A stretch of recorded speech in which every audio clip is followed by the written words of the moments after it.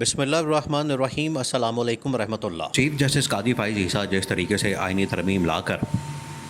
اس کا ایک راستہ ہموار کر رہے ہیں آئینی ترمیم کے لیے، اور آئینی ترمیم کا راستہ ہموار کرنے کے لیے جو 63A کیس کا فیصلہ سنایا گیا ہے، اس سے واضح ہو گیا ہے کہ چیف جسٹس آف پاکستان کا صرف ایک ہی مشن ہے کہ مجھے کسی طرح سے ایکسٹینشن مل جائے، اور ایکسٹینشن لینے کے لیے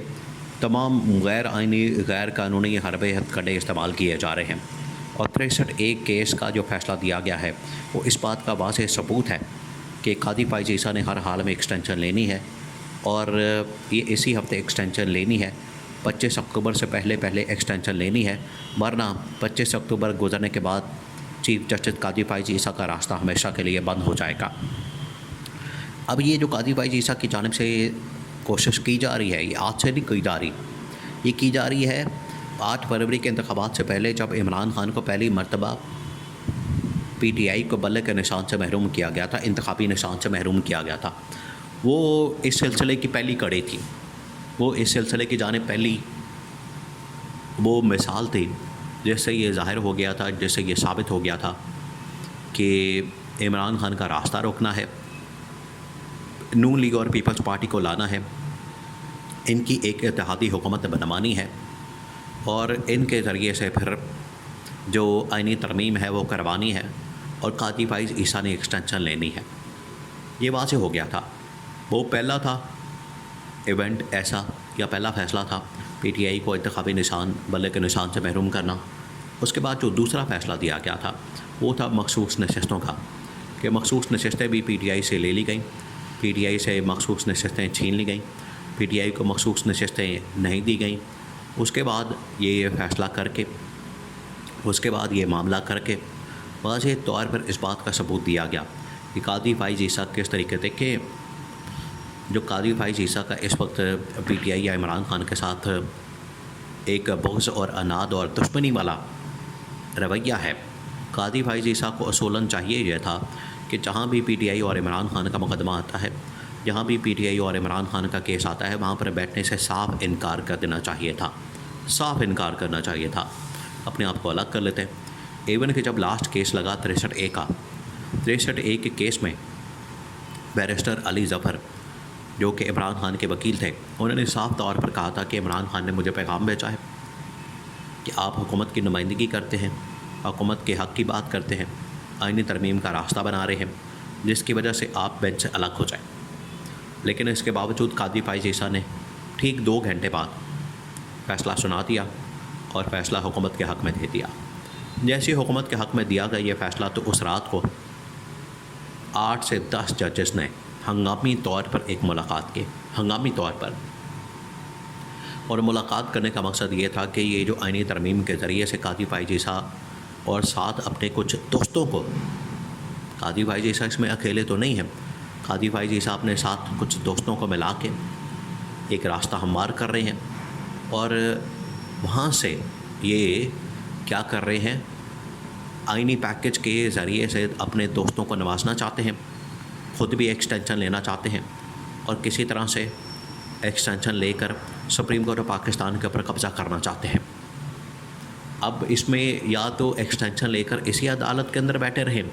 ان کا مقصد یہ ہے، یا پھر نئی آئینی عدالت قائم کر دی جائے۔ تو وہ جو 8 اور 10 ججز ہیں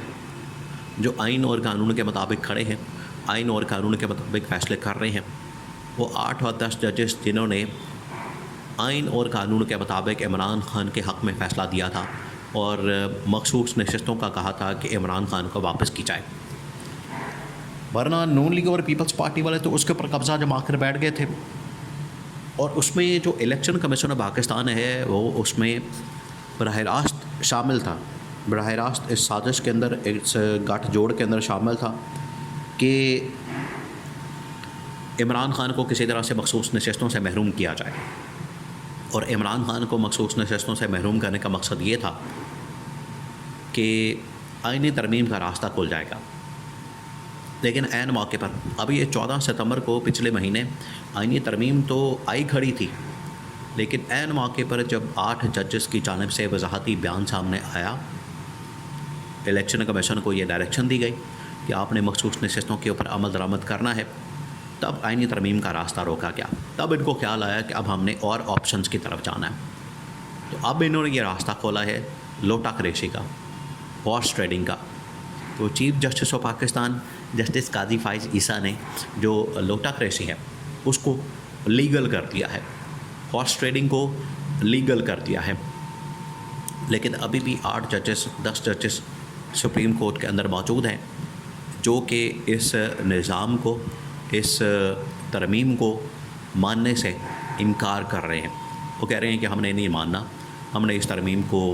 ایکسیپٹ نہیں کرنا، جس کی وجہ سے انہوں نے تو اندر سے بغاوت کا اعلان کر دیا ہے. اب یہ حکومت اور اسٹیبلشمنٹ کے لیے بہت بڑا امتحان ہو چکا ہے، کیونکہ قاضی فائز عیسیٰ جو یہ کام ڈالنے جا رہا ہے، آئینی ترمیم کا جو اس نے راستہ کھولا ہے 63A کے ذریعے سے، اور آئینی ترمیم لانے کا جو منصوبہ ہے، اس کے راستے میں نہ صرف اب عمران خان کھڑا ہو گیا ہے بلکہ تمام کے تمام اس وقت جو بار ایسوسیشن اور بار جتنی ہے پاکستان کے اندر، تمام کے تمام کھڑی ہو گئی ہیں اور تمام کے تمام راستے میں آ گئے ہیں. اور انہوں نے اس بات کا اعلان کر دیا ہے کہ اگر یہ آئینی ترمیم لانے کی کوشش کرتے ہیں تو اس کے نتیجے میں پھر پورے ملک کے اندر احتجاج کیا جائے گا، پورے ملک کے اندر اسی طرح سے عدلیہ بحالی تحریک چلائی جائے گی جس طریقے سے 2007 میں 2008 میں عمران خان نے عدلیہ بحالی تحریک چلائی تھی. بالکل اسی طریقے سے آج بھی. اور اس کو لیڈ کرنے والا وکلاء کے اندر کون تھا؟ اعتزاز احسن. اعتزاز احسن نے اس وکلاء تحریک کو لیڈ کیا تھا. اعتزاز احسن نے اس وکلاء تحریک کے اندر کردار ادا کیا تھا. اور آج بھی اعتزاز احسن یہ کہہ رہا ہے کہ میں نے قاضی فائز عیسیٰ جیسا گھٹیا آدمی نے دیکھا جو اپنی ایکسٹینشن کی خاطر، اپنی توسیع کی خاطر، اپنی ملازمت کی خاطر اس حد تک جا سکتا ہے. میں نے آج تک یہ بندہ نہیں دیکھا اس طرح کا کہ اپنی ایکسٹینشن کے لیے وہ کس طریقے سے غیر آئینی اور غیر قانونی فیصلے دے رہا ہے. اور یہ فیصلے ملک کے نظام انصاف کو، عدلیہ کے نظام کو تباہ و برباد کر رہے ہیں، جس کی وجہ سے اب عدلیہ کے اندر سے نہ صرف ججز کھڑے ہو گئے بلکہ جتنی بار ہیں پاکستان کے اندر، جتنے وکلاء ہیں، جو ہزاروں کی تعداد میں وکلاء ہیں، بڑے آرگنائز طریقے سے وہ پورے پاکستان کے اندر اب ایکٹیو ہو رہے ہیں. اور انہوں نے اعلان کر دیا ہے کہ اگر یہ آئینی ترمیم لائی جاتی ہے تو ہم ججز کے ساتھ کھڑے ہوں گے جو آئین اور قانون کے مطابق کھڑے ہیں، اور چیف جسٹس کو پھر ہمیں گھر بھیجنا پڑے گا اگر یہ ایکسٹینشن کے لیے مزید کوئی حربے ہتھ کنڈے استعمال کرتا ہے.